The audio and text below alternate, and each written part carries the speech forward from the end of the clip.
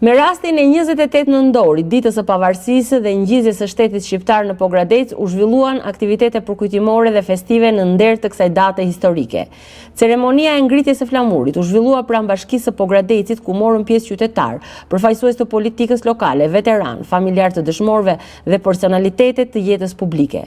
Të pranishmit u përshëndeten nga zëvendës kryetaria e bashkisë Entela Gusho, e cila theksoi rëndësinë e kësaj date për identitetin dhe historinë kombëtare, si dhe domosdoshmërinë e ruajtjes së vlerave patriotike brez pas brezi.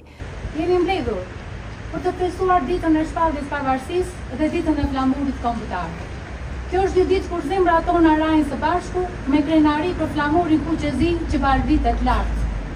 Para 113 vjetësh, burra, gra, të mençur me guxim e bën ëndrrën shekullore realitet dhe pikërisht në 28 nëntor të vitit 1912 ngritën flamurin në Vlorë. Shpallën Shqipërinë shtet të lirë dhe sovran, dhe ky nuk ishte një akt i lehtë, ishte një akt i gjatë, prej vitesh luftrash të pandërprerura, sakrifica, përpjekje të popullit tonë dhe kulmuan pikërisht në këtë ditë.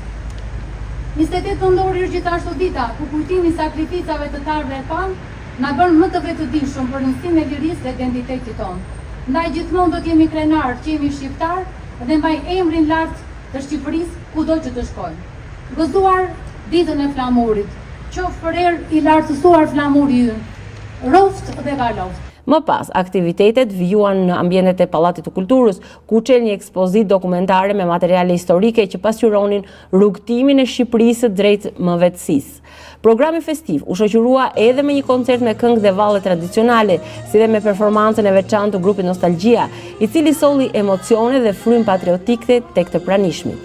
Festimet për 28 nëntorin në Pogradec u kthyen në një moment reflektimi dhe krenarie për historinë dhe sakrificën e të parëve, duke rikujtuar se liria dhe pavarësia janë themeli i shtetit shqiptar.